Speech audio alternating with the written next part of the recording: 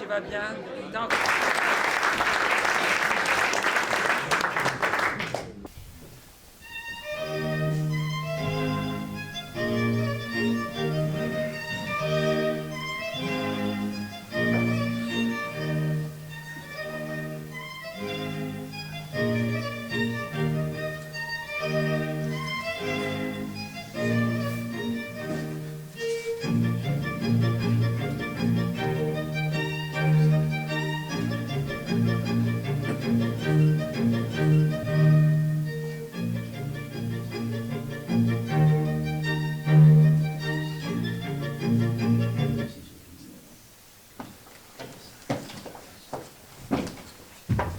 Quelle joie d'être reçu chez vous, prince.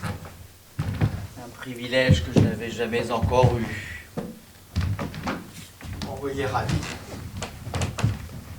Vous savez, j'étais à Gand avant-hier.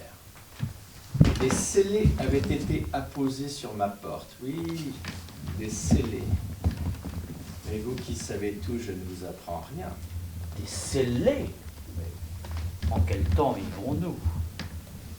Avez-vous fait bon voyage, au moins? Excellent. J'étais avec Sa Majesté. Elle se porte bien? Fort bien.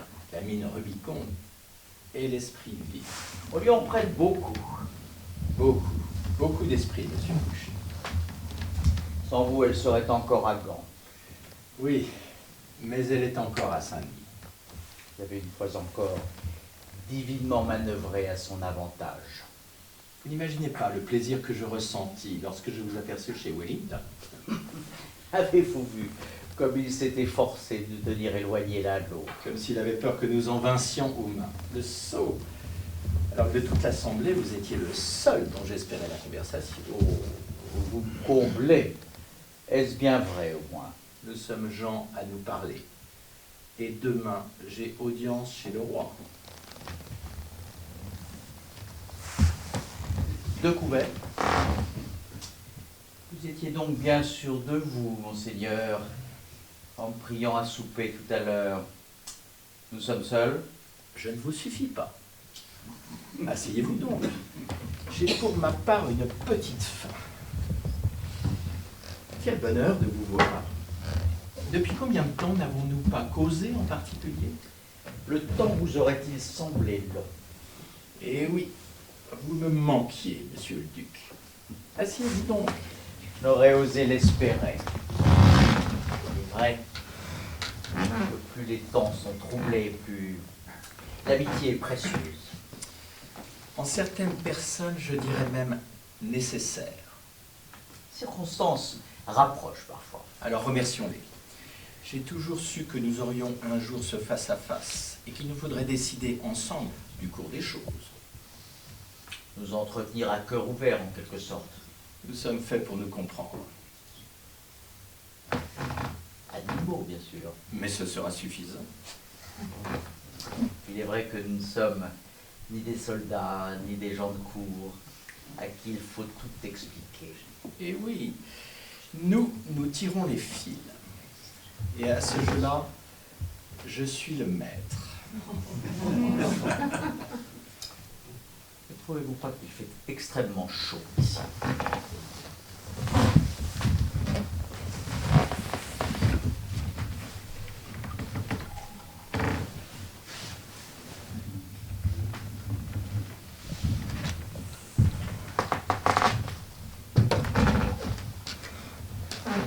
J'ai toujours froid, monsieur Fouché. Même quand il fait chaud, j'ai froid. C'est de nature. Et puis, il y a quelque chose en vous d'hivernal. À notre amitié? Elle est proverbiale. Je vais vous le prouver. Foie gras truffé. Du Périgord, donc de chez moi. Ah, prince, on peut dire que vous savez vivre. Une habitude. Le savoir-vivre et le savoir-mourir, cela se sait chez nous depuis la naissance. À votre avis, combien de temps avons-nous devant nous pour souper dans le calme? Fort peu. Pas plus? Car plus, il ne tient plus que mes agents. Ils seront très rapidement débordés. Il faut nous préparer à l'émeute. Croyez-moi bien, j'en ai l'expérience. Ils ne feront pas dans le détail. Alors, disons 2 heures. 2 heures pour trouver un régime à la France. Seulement cette fois, ce ne sont pas les alliés que vous trouverez sous vos fenêtres, mais le peuple de France, Qui vous déteste. qui nous déteste. Cependant, il n'attend son salut que de nous. Que de nous. Nous en sommes bien d'accord. Et si vous le voulez bien, nous partirons de là. Et pour aller où? Où que nous allions, nous cheminerons ensemble. Mais auriez-vous besoin de mon bras, monseigneur? Oui, comme vous avez besoin de ma tête, si j'ose dire. En somme, il était grand temps pour nous de renouer, n'est-ce pas? À défaut de trancher, un peu de ce foie gras. Prince, traité par vous, c'est déjà un peu vous appartenir. Et regardez la suite. Asperges en petits pois, cul d'artichaut à la revigote, saumon à la royale. Prince, à votre table, nul besoin de changer de régime. Et ce champagne, Un cadeau du duc de Wellington. eh bien, il est meilleur chez vous que chez lui. Je n'avais pas bu de champagne depuis notre victoire à Waterloo. Que vous a-t-il semblé de Wellington? J'ai trouvé creux C'est qu'il n'est plein que de lui-même. et d'un ennui. Désespérant. Heureusement qu'il a pour lui d'avoir gagné à Waterloo. Mais servez-vous, monsieur le sénateur, servez-vous. Servez-vous, servez-vous. Comme la formule est politique. Eh bien, soit. Je commencerai par ce saumon. Merci. Olivier. Je disais Waterloo. Les lys y ont refleuri. Ils ornent aujourd'hui tous les chapeaux. Les lys. Plus de saison. Croyez-moi bien. Dans moins de 3 mois, ils seront fanés, vos lys. Je ne suis pas de votre avis. Le contraire, monsieur de Prix. Écoutez, si nous ne tombons pas d'accord cette nuit même, nous disparaissons de la scène. À moins que nous ne soyons jetés dedans, monsieur le président du gouvernement provisoire. Vous et moi, nous n'avons qu'une seule carte à jouer, et vous le savez bien. Ou peut-être auriez-vous un projet pour la France?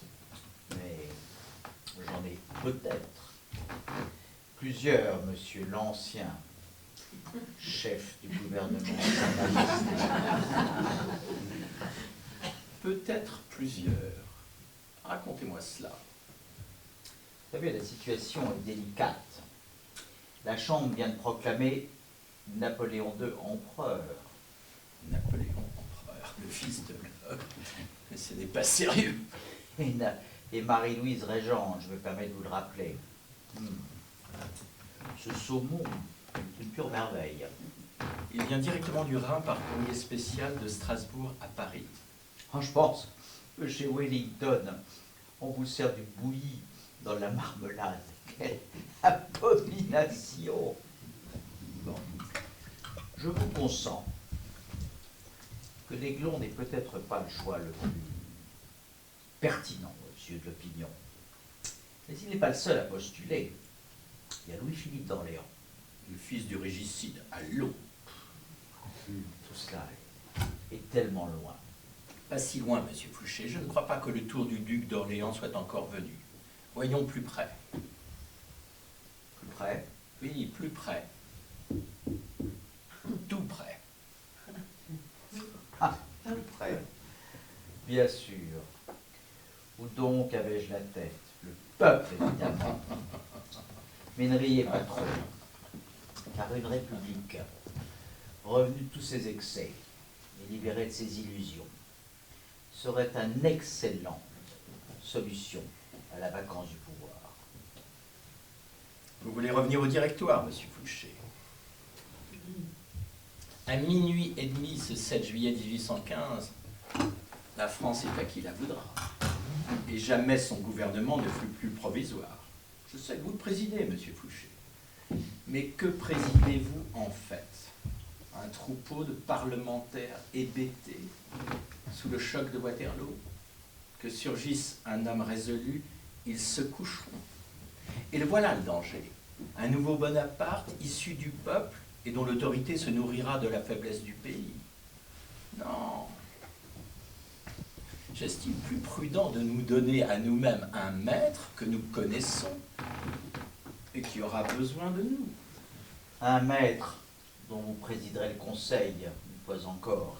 Oui, mais cette fois avec vous près de moi, Excellence. Oh, un voisinage bien dangereux.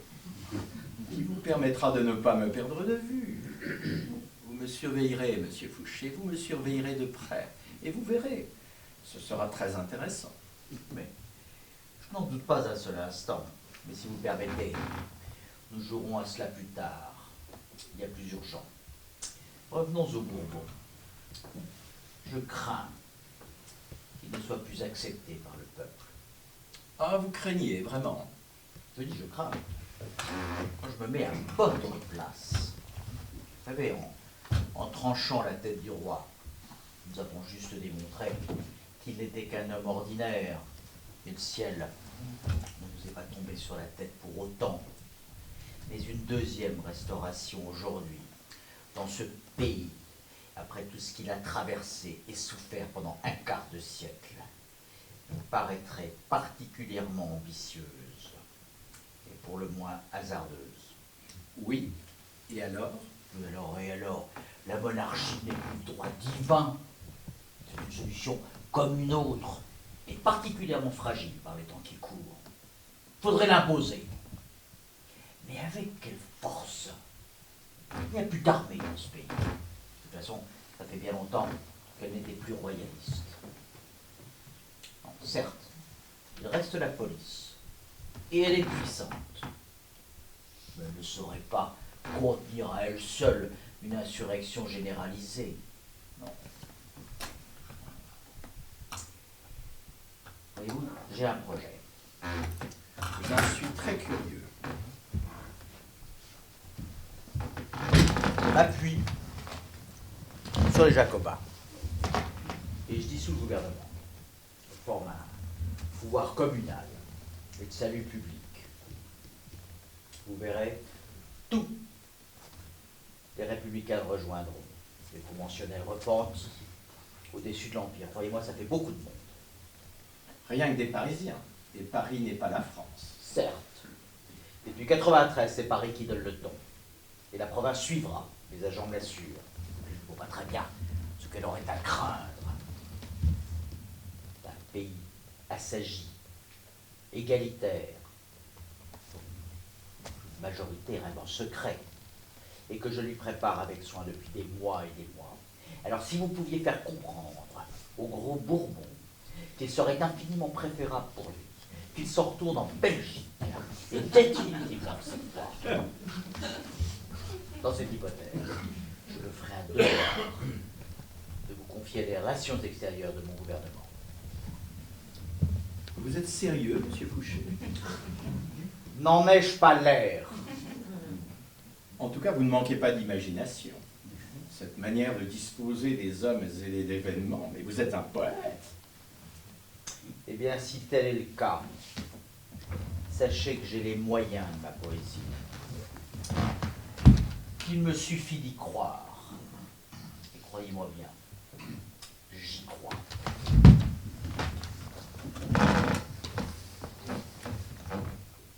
Vous avez dit asperge en petits pois tout à l'heure? Oui. Une recette que je dois à monsieur de Cussy. Vous prenez le tendre d'une asperge que vous découpez précisément en petits pois. Vous l'ébouillantez, la passez au feu avec un bon morceau de beurre, un peu de sarriette et un clou de girofle. Et pour finir, vous faites une liaison de jaune d'œuf avec un dé de crème fraîche. Eh bien, je finirai par croire mes agents quand ils me disent que vous passez 1 heure par jour dans vos cuisines. Il vous trompe, monsieur le duc. J'en passe 2. Comme on nourrit les gens, on les connaît.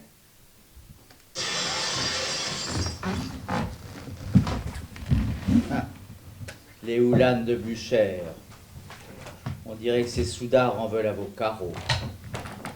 Ils vont nous gâcher notre souper. À propos de Blücher, savez-vous qu'il voulait faire sauter le pont d'Iéna seulement parce que son nom lui rappelait un mauvais souvenir? Nous avons dû le débaptiser pour calmer le gorille. Ces gens-là se croient chez eux. Nous ne pouvons pas laisser pourrir la situation. À mon avis, la restauration est la seule façon de pouvoir... Ne me bousculez pas. Je le sais. Vous ne voyez pas les Bourbons. Vous n'entendez pas les Bourbons. Vous n'avez que les Bourbons en tête. Je comprends qu'il vous fasse peur. Je suis duc, sénateur et conseiller d'État. Je préside le gouvernement. Les Jacobins sont à ma botte. La République à nos portes. Alors vous ne m'intimiderez pas. Personne, je dis bien personne, ne m'a jamais intimidé. Et puis, j'ai la police. Vous avez, il est vrai, quelques agitateurs. Assez pour retarder la restauration, mais c'est insuffisant pour établir la République. Il faut vous y faire, Fouché. L'avenir est au passé. Et les Bourbons sont les seuls à présenter certaines garanties. Pour vous? Pour moi, certes, mais pour vous aussi, si je m'en mêle. Alors Louis XVIII, encore une fois. Eh oui, Louis XVIII. On a sauté un numéro, mais on reste en famille. Une famille qui notait le bien à la faveur des alliés. Paris est occupé, il ne faut pas l'oublier. Et les occupants ont leur mot à dire, et ils l'ont dit. Vous avez entendu ce soir Wellington? I love Louis. He's the best. Ce train-là, je n'aurai plus demain matin que mon verre de montre. Vos amis jacobins vont finir par nous tuer dans mon salon. Vous peut-être, mais sûrement pas moi. Rétablissons la légitimité. Il n'y a pas une heure à perdre. On n'attend plus que vous. Mais certainement. Si le roi espère dormir demain soir aux Tuileries, il attend que moi pour lui faire la couverture. Le roi a en effet besoin de vous. Pour le moment. Pour le moment. Mais vous n'aurez jamais de rival à la police. Le roi ne l'ignore point. Il faut toujours un grand ministre de la police. Avec une bonne police, on a toujours un bon gouvernement, puisqu'il n'y aura personne pour dire qu'il est mauvais. Sauf tous ceux qui sont en prison pour l'avoir dit. Mais chacun sait que l'on ne saurait trouver de bons citoyens en prison. Leur avis ne compte donc pas. Ils en est un serait une insolence envers le pouvoir. Bon, admettons. Admettons que le roi se sente obligé de me faire bonne figure. Mais il faut lui de retour. Et sa peur oubliée. Quel sera mon rôle dans cette affaire? Car j'ai peut-être un petit peu trop d'imagination.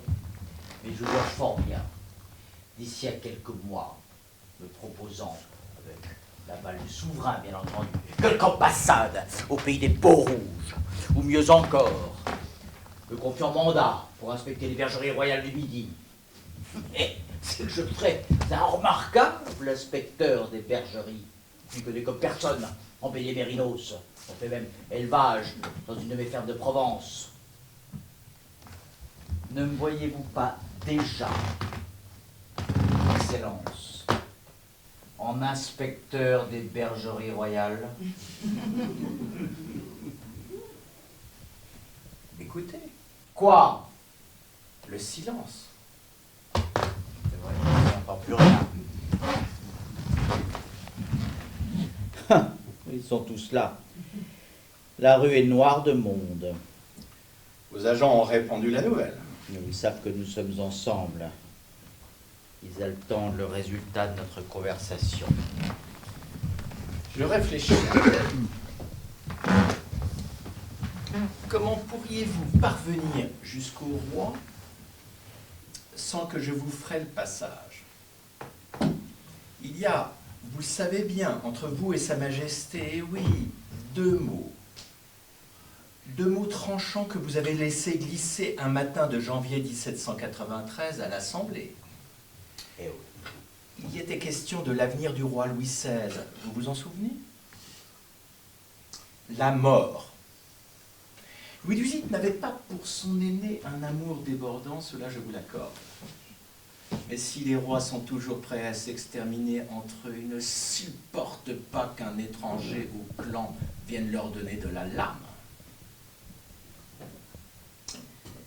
C'était l'Ancien Régime. Mais il revient, Fouché. Il est aux portes de Paris. Et avec lui, les préjugés, les souvenirs, les indignations de jadis. Pour Sa Majesté, par exemple, avez-vous une idée de ce que vous représentez? Mais parfaitement. Je suis le seul homme qui puisse la faire rentrer sans combat dans Paris.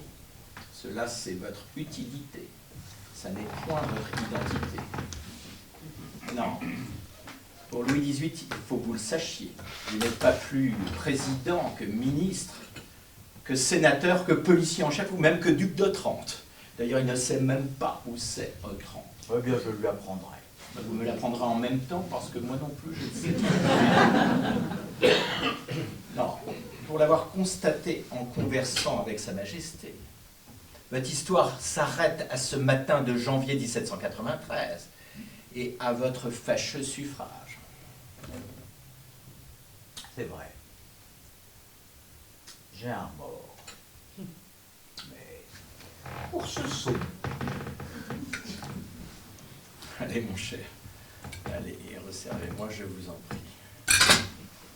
Ah, ce vote désastreux auquel il vous a fallu participer. eh bien oui. Le roi, dans sa grande bonté, pourrait essayer d'oublier les mariages républicains de Nantes. Je ne faisais qu'aider Carrier. Aider à attacher l'un contre l'autre une nonne et un curé, et à les envoyer s'aimer nus, oui, tout nus, au fond de la Loire. Avouez tout de même. Et à Lyon. Et à Lyon. Votre façon de faire la justice républicaine. Enfin, Fouché, enfin. Je réprimais un soulèvement royaliste.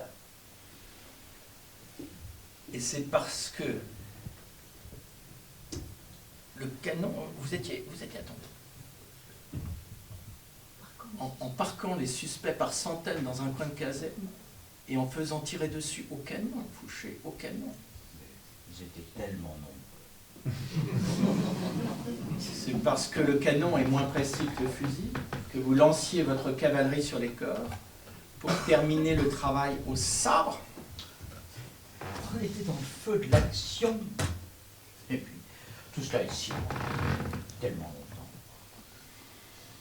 Ah, votre jeunesse jacobine avait de ses inventions. Que n'étiez-vous comme moi en Amérique ce jour de janvier 1793? Eh bien non. J'étais à l'Assemblée. Les événements le voulaient ainsi. Je vous comprends. Mais c'est au roi qu'il faudra expliquer qu'il n'y a rien de commun entre le Fouché de la Convention et le tout récent duc d'Otrante. Si je vous entends bien, j'aurais besoin d'un bon avocat. D'un excellent avocat qui connaît le fond de votre cœur et qui a l'oreille du roi. Décidément, vous êtes vraiment impayable.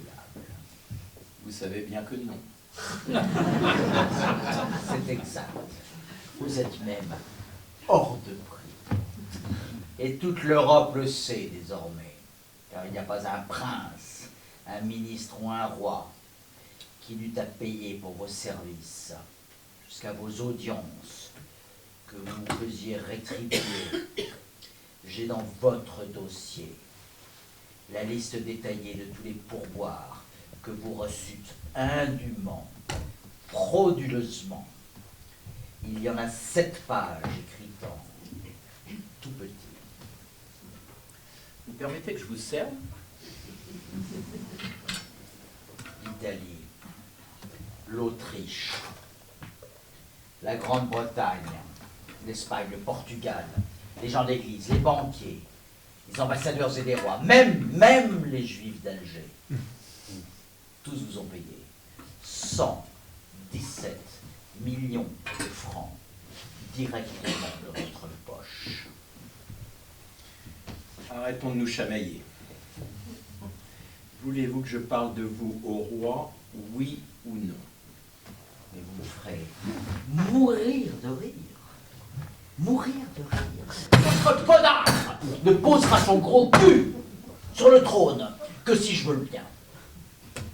Parlez plus bas, on ne sait plus ce qu'on mange.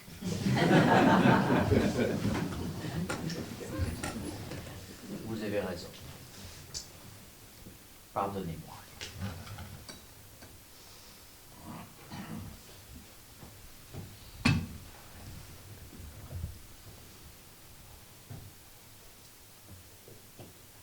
À propos de gros cul, monseigneur, ceux de vos artichauts méritent un hommage. Mais revenons à celui du podagre. Revenons-y justement. Pour que vous présidiez son conseil, il lui faut s'asseoir sur le trône. Et cela ne dépend que de moi, et de moi seul. Alors ne venez pas m'échauffer les oreilles. Allons, Fouché, allons. J'irai même plus loin. Il suffit de me présenter à cette fenêtre et d'appeler les Jacobins qui sont massés dans la rue. Aussitôt, ils envahiraient votre palais, feraient feu tous vos meubles et vous culbuterez par-dessus le balcon. Et à quoi cela vous avancerait-il? Jamais les Alliés ne permettront une nouvelle république. Et si vous manifestez en sa faveur, votre carrière est terminée. Réfléchissez, Fouché. La restauration est la seule voie raisonnable. Et maintenant que le danger corse est écarté, nous pouvons l'emprunter sans risque. Croyez-moi, cette restauration-là sera la bonne.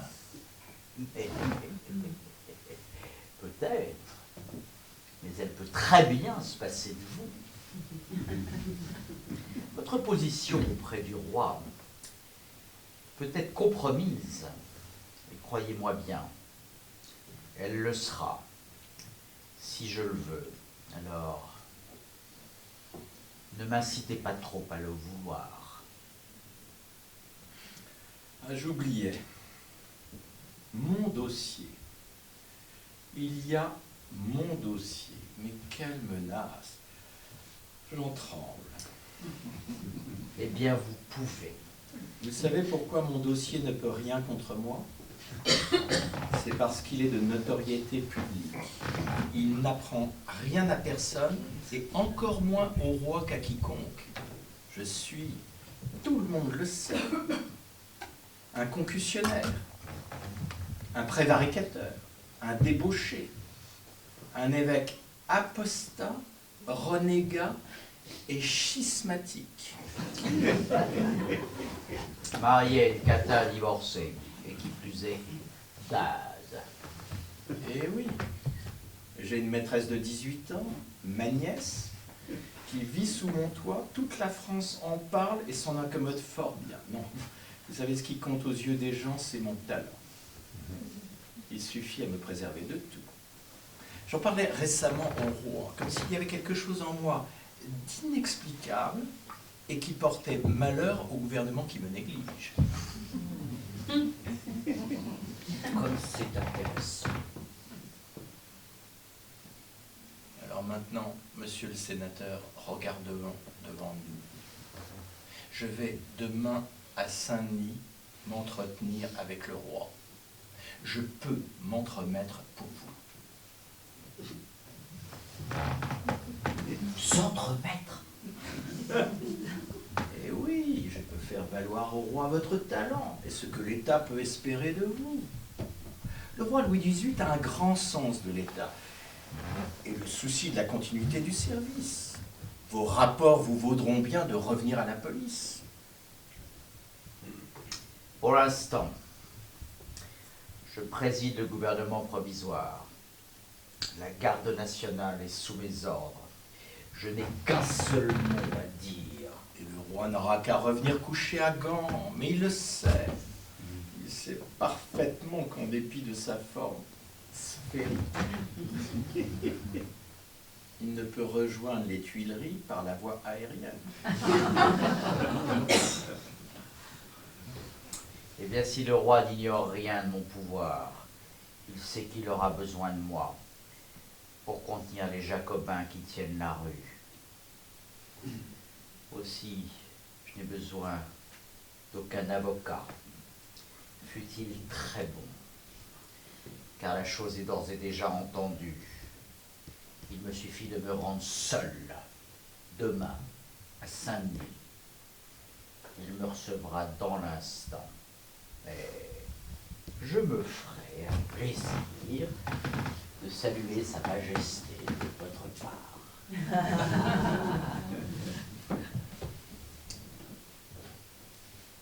Là, vous le constaterez très vite. Mémoire de jeune homme, un entêtement de mule, et avec cela, rancunière, tatillonne, n'ayant rien oublié ni rien appris, et donnant quelquefois l'impression qu'elle serait prête à mourir en exil plutôt que de devoir composer avec certaines gens. Pour Louis XVIII, un mot dit par... Allez, étourderie, c'est cela, étourderie, peut lui rester 20 ans dans l'oreille. Il faut dire que ce mot avait son poids d'acier et que l'homme qui l'écoutait sur le banc des accusés était son frère. Aussi, quel que soit le besoin qu'il ait d'une personne, il peut à jamais lui refuser son pardon. Absurde, allez-vous dire, absurde. Mais c'est pourtant ainsi que sont les rois. Et c'est compte tenu de ce qu'ils sont que vous ne pouvez négliger le soutien de mon art auprès du souverain. Le soutien de votre art maintenant.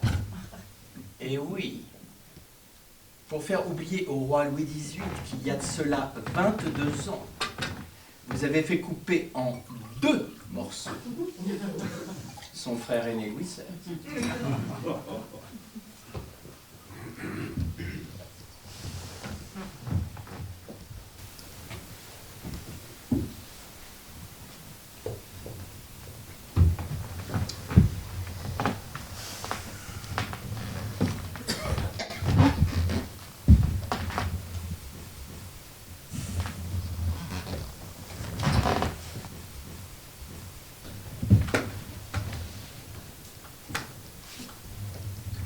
Un portrait de famille? On ne les compte plus dans la maison, nous avons des parents sur tous les murs. Ah, celui-là en état donc. Le petit-fils du grand Condé, Mais alors, le duc d'Enghien, lui-même, cousin du roi, un Bourbon.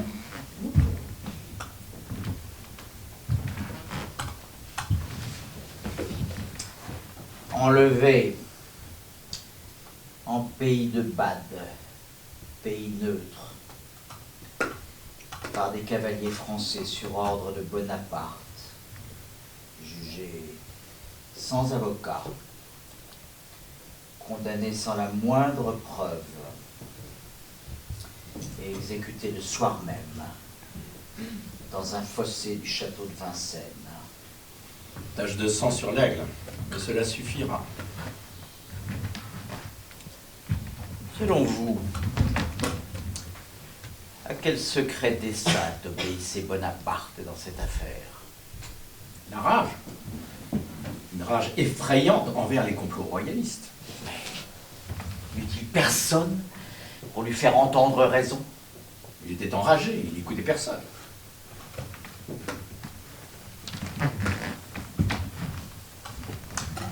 En êtes-vous si sûr? Car voyez-vous, j'ai ici avec moi la copie de votre lettre à Bonaparte en date du 4 mars 1804. Je tiens, bien entendu, l'original en lieu sûr, comme vous pouvez l'imaginer. Que lit-on? J'ai beaucoup réfléchi à ce que vous m'avez fait l'honneur de me confier hier au soir. Voilà qu'une occasion se présente de dissiper toutes vos inquiétudes. La laisserez-vous échapper? Elle vous est offerte par l'affaire qui doit conduire devant les tribunaux les auteurs, acteurs et complices de cette conspiration récemment découverte. Les hommes de Fructidor s'y retrouvent, avec les Vendéens qu'ils secondent. Un prince de la maison des Bourbons les dirige. Le but est votre assassinat. Aussi vous êtes dans le droit de la défense personnelle, car si la justice doit punir avec rigueur, elle se doit aujourd'hui de punir sans faire le détail. Réfléchissez-y bien.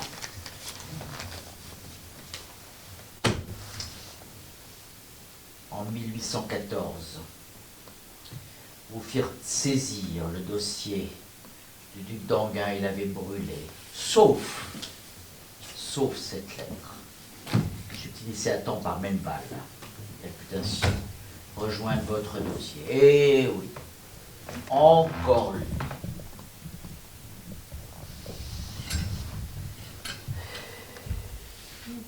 Je crois, monseigneur, que nous jouons désormais sur un pied d'égalité. Car si on sait depuis fort longtemps que le duc d'Otrante a fait guillotiner le frère, on ignore encore ce soir que le prince de Bénévent a fait assassiner le cousin.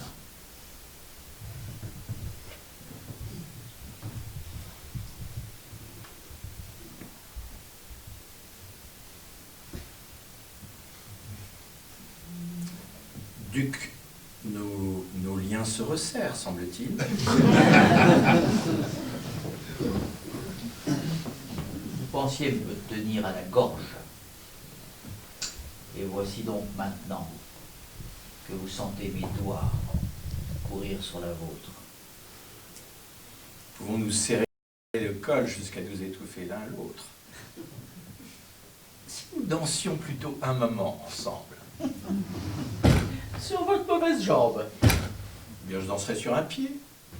Et vous ferez bien attention à ne pas me l'écraser. Tout vaut mieux que de s'entretuer l'un l'autre. Et puis, les mises à mort m'ennuient. Tiens donc. Eh bien, je ne l'aurais pas cru. Voyez-vous, moi, elles ne m'ont jamais ennuyé. J'ai vu trop de mes amis jacobins cracher leur tête dans le panier. C'était eux ou moi. Et jamais eu de regrets. Vous êtes effrayant.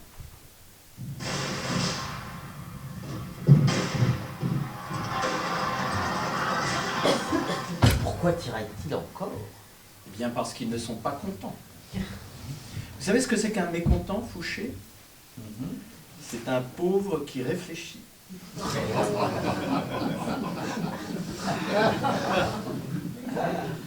Eh bien, une bonne police est là pour l'en dissuader. Sur ce point-là, je vous suis. Pas trop près, je vous prie. Pas trop près.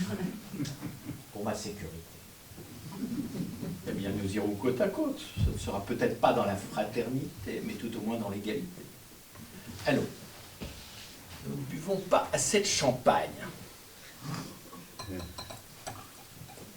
Il donne envie d'aimer.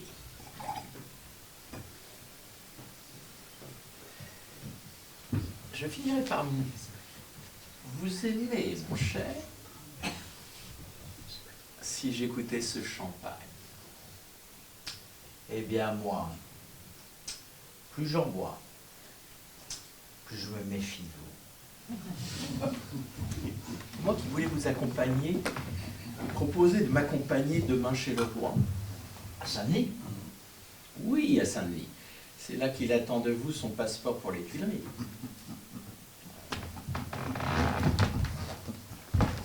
Et que devrais-je lui dire? Il suffira de vous mettre à genoux devant lui et de baiser la main qu'il vous tendra. Rien que ça. L'émotion fera le reste. Il faut vous y faire, Fouché. Il faut vous décider. Nous n'avons plus que quelques heures pour espérer être ministre de ce roi. Comme vous le voyez, je réfléchis. Visiblement.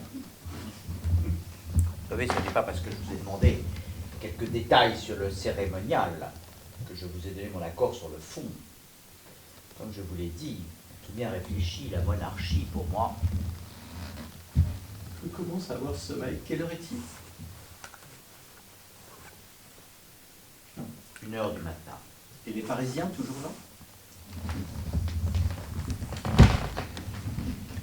En foule. Quel air ont-ils? Un air lourd.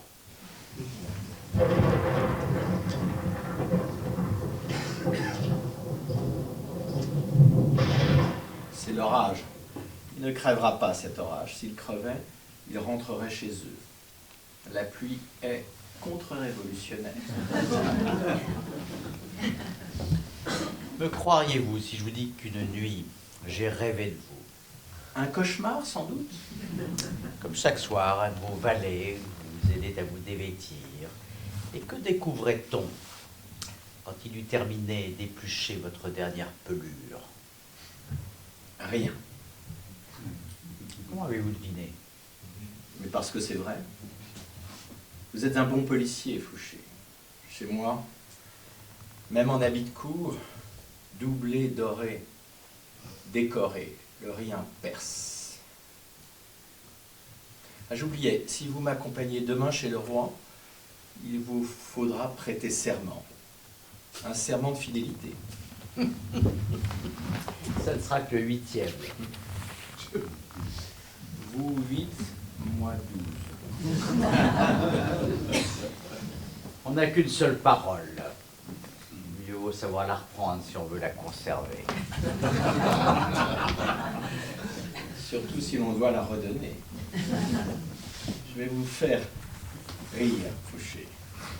Quand j'étais jeune, j'avais une ambition pour la France. Je la rêvais exemplaire. Il est bien dommage que Napoléon n'ait pas eu cette même idée pour la France. Lui ne l'aimait que débordante de ses frontières, en crue de préférence. Une France batailleuse, aspirant à toute l'Europe. Non.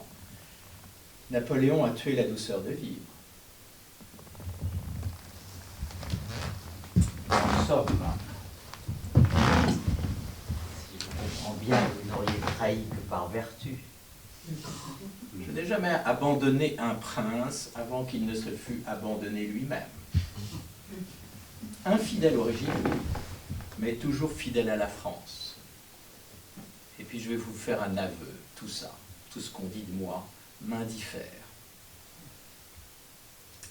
Je vous envie, monsieur. Je vous envie d'être né. Voyez-vous, les trahisons à moi n'ont pas d'antécédents dans l'histoire de France. Elles manquent de branches, en quelque sorte. En quelque sorte, oui. Vous savez, vous qui savez tout, que le premier Talleyrand à avoir trahi son roi vivait du temps de Hugues Capet. Il est devenu un souvenir à la gloire de la famille. Eh bien, je vous acquitte au nom de vos ancêtres, meurtriers et parjures. Et vous, Eutrante, au nom de quoi pourriez-vous espérer les circonstances atténuantes auprès du tribunal suprême? Mais, au nom de la passion, bien sûr, je suis un passionné de la passion. Quelle puissance! La mienne est dévorante. Je lui appartiendrai corps et âme jusqu'à mon dernier souffle. Son nom, Fouché, son nom. Le renseignement. Tout savoir sur l'individu.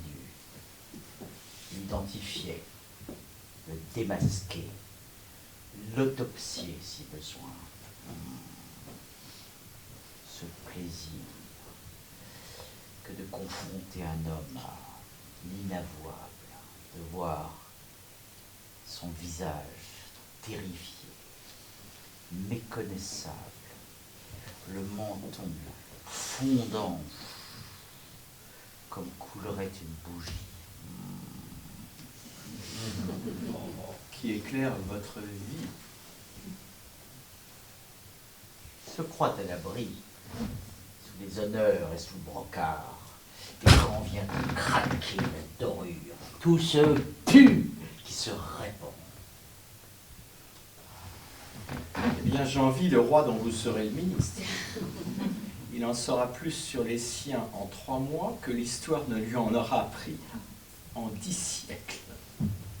Allons, buvons. Vous n'avez pas fait grand honneur à mon cognac.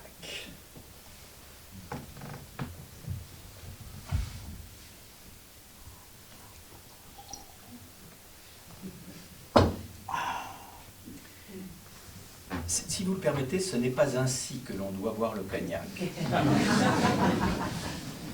Regardez, on prend son verre dans le creux de la main, on le réchauffe,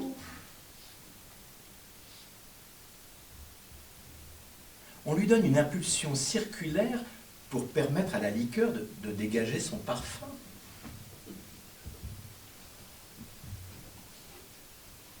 Puis, on le porte à ses narines, on le respire. Et après? Et après, on le repose et on en parle.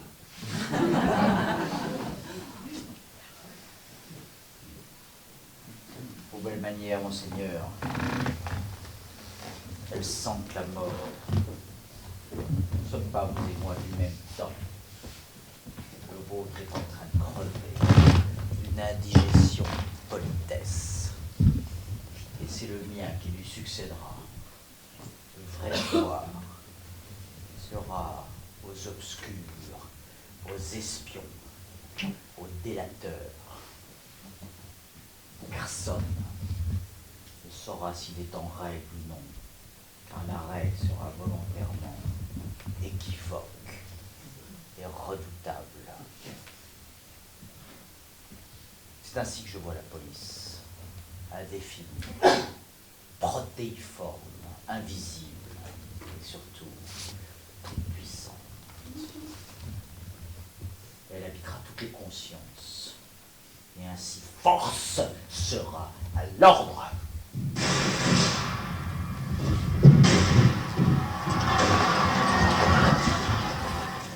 Il prépare l'assaut final, Je ne le crois pas. toujours aussi nombreux, Plus encore. inquiets, Fouché. Je crois vous l'avoir dit. J'aime l'ordre. Ah, s'il y avait une tête à la police. À trop attendre, nous finirons par être débordés. Nous serons balayés, monsieur Fouché. Mais vous avant moi, car vous savez mieux que quiconque qu'un Fouché se doit de s'effacer devant un Talleyrand Périgord. Vous jetteront à la rue, vous arracheront tous vos vêtements, et là, nu, sur votre jambe de fer, vous pourrez regarder filer dans le ruisseau vos flanelles et vos caleçons. Êtes-vous malheureux, Fouché? Malheureux? Moi? Il faut l'être pour trouver son plaisir à faire peur. Allons, mon cher, qu'est-ce qui vous tourmente? Oh là, prince, voilà. On dirait que nous devenons amers. Hâtons-nous de chasser, noyer cette inclination. Allons, allons, buvons.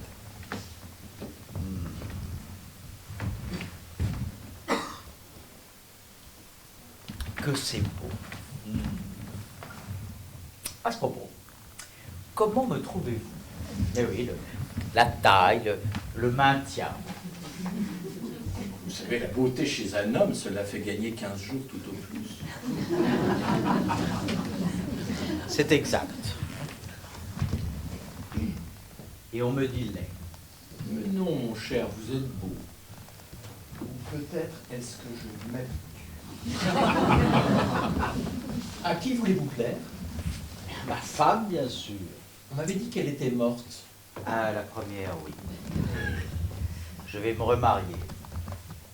Félicitations. De vous à moi. Me trouvez-vous trop vieux? Vous savez, avec votre titre et votre fortune, un homme n'est jamais trop vieux. Je vous crois. Et en plus, je pense qu'elle m'aime vraiment. Et vous? Moi aussi. Je veux encore dire aimer à nos âges. Peut-on savoir son nom? Mademoiselle de Castellane, elle a 26 ans. Castellane, une des plus anciennes familles de Provence. Et 26 ans, quelle belle aventure. Mais dites-moi, n'auriez-vous pas jadis fait tomber la tête de son père? Sauvée par le 9 rue Tidor. Oh, dommage. Elle vous eût aimé dans le déchirement, comme chimère. Mais dites-moi, Autran, vous qui êtes l'homme le plus riche de France et fiancé à une jeune et jolie femme, pourquoi ne vous retirez-vous pas avec elle dans votre château d'Aix? Qu'est-ce qui vous retient aux affaires? Il n'y a point d'affaires. Il n'y a que la vie. Les affaires, c'est juste le nom que l'on donne parfois à la vie. Très jolie formule. Vous savez, on commence par faire de la politique pour conquérir le pouvoir. Et puis quand on a le pouvoir, on s'amuse à faire de la politique. Et à quoi donc voulez-vous que je m'amuse maintenant? Je ne suis pas fatigué. Puis d'abord, chacun sait que le pouvoir ne fatigue que ceux qui ne l'exercent pas. Alors jouons, Monsieur le Président. Il va falloir que nous habitions ensemble. Nous devons l'un et l'autre nous faire à cette perspective. Et ne l'oubliez pas, c'est vous et moi, ou bien ni l'un ni l'autre.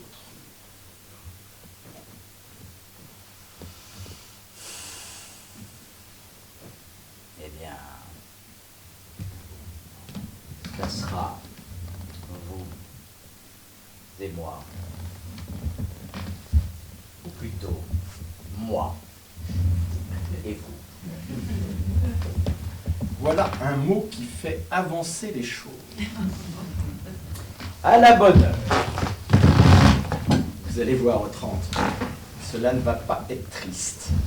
À nous deux, cette restauration-là aura un parfum de régence. Secrétaire d'État au ministère de la Police Générale, est-ce que cela vous convient? Retrouverai-je mes réseaux? Ils vous attendent. Vous savez, des réseaux bien organisés, c'est l'irrigation d'un pays, l'information qui circule, le soupçon qui devient réalité et le suspect coupable. Ce moment où le crime apparaît en filigrane à travers l'honnête homme. Il n'y a donc point pour vous d'innocent. Il n'y en a pas en effet. Dites-moi, Fouché, est-il vrai que votre meilleur agent auprès de Bonaparte était... Marie-Louise, bien sûr. Joséphine, bien sûr. Elle m'a coûté une fortune. Mais quel agent! Grâce à elle, je les tenais tous. les 4 frères, les 2 sœurs, la mère, tout le clan, même lui. Il n'en a jamais rien su. Mais tout ce qu'il lui racontait le soir sur l'oreiller m'était rapporté mot pour mot dès le lendemain matin. Je ne comprenais rien, ça le rendait fou. Mais parlons un petit peu de vous, monseigneur. Quels sont vos projets? Vous allez retrouver les relations extérieures. On me connaît bien en Europe et le roi ne l'ignore point. Donc vous qui avez toujours rêvé de disposer des événements, vous voici donc aujourd'hui en passe de les faire. Je signais les événements, je ne les ai point faits. Les événements passent, trépassent, il ne faut point s'y attacher. Ce sont eux qui s'attachent à vous parfois. Des remords, duc? Occupez-vous donc des vôtres. Je vous le promets. M'accompagnerez-vous demain chez le roi? Irez-vous avec moi à Saint-Denis?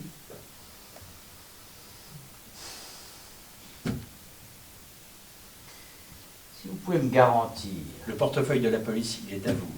Et l'amnistie totale pour vos amis jacobins.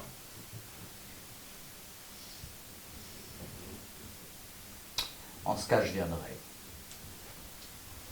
Mais pour l'heure, et si vous le permettez, je vais aller dormir, car je ne voulais pas que mes 2 genoux restassent demain cloués au sol devant le fils de Saint-Louis.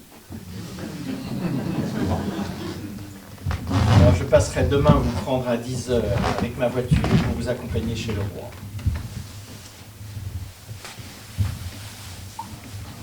Je serai prêt.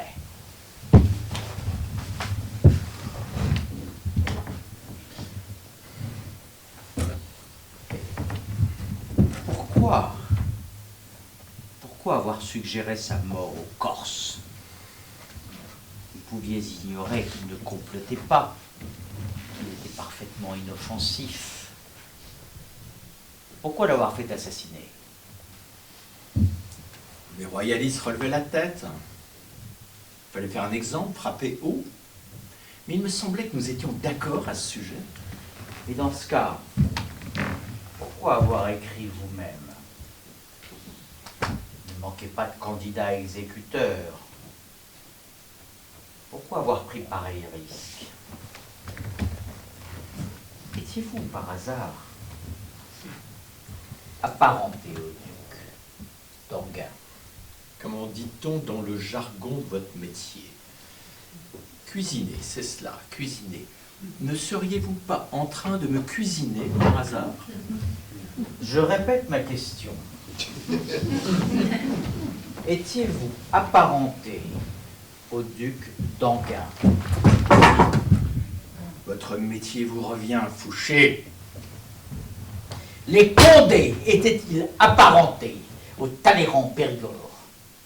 Vous savez, en grimpant tout en haut de l'arbre, on finirait bien par trouver une branche où nos ancêtres sont assis côte à côte.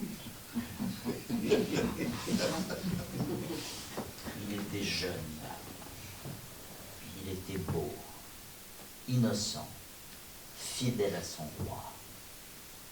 Il n'avait aucun vice et ne boitait pas. C'était un être de lumière qui chaque matin éclairait votre miroir quand on repoudrait votre visage d'ombre. Insupportable! Vous n'avez jamais pu vous supporter, et malgré tout le soin que vous prenez de vous, jamais vous ne cessâtes de souffrir de vous-même.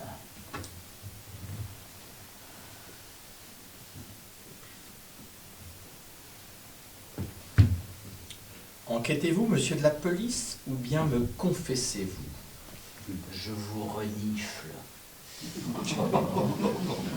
Je m'aperçois que vous sentez mauvais, plus mauvais encore que moi, qui ne sent que le sang.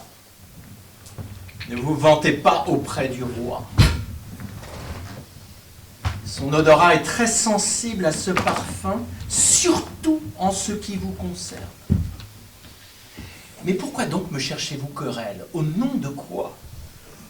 Vous êtes surprenant, mon cher, sur les 1h du matin.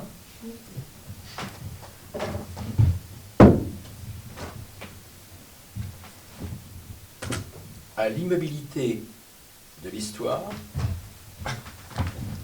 et au mouvement des affaires.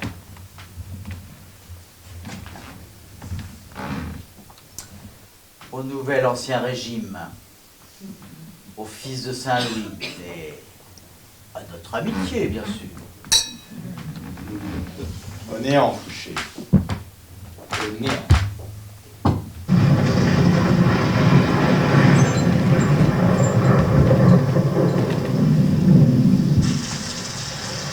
Ils sont partis. Je vous l'avais bien dit. Un peu de pluie et voici l'ordre revenu. Un doigt de cognac?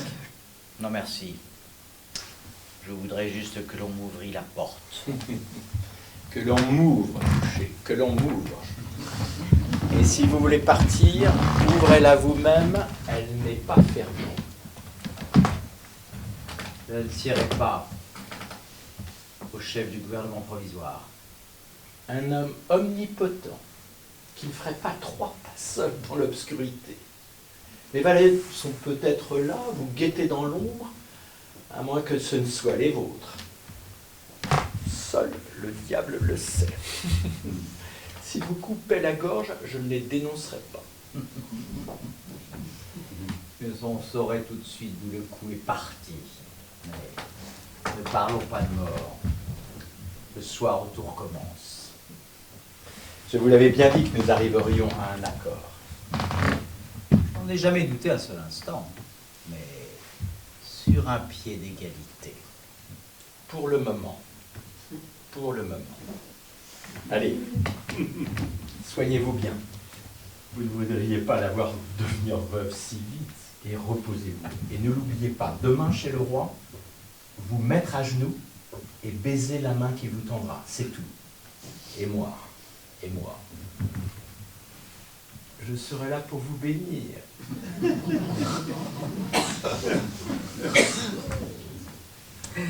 Vous serez parvenu à me faire rire.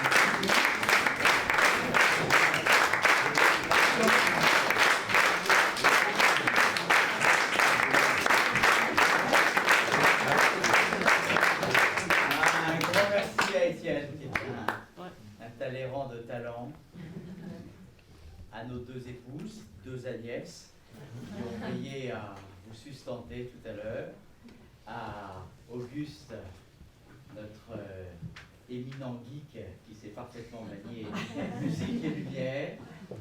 Merci à Laurence Ariza pour les pâtisseries sublimes que vous allez déguster tout à l'heure. Merci à vous. Bravo.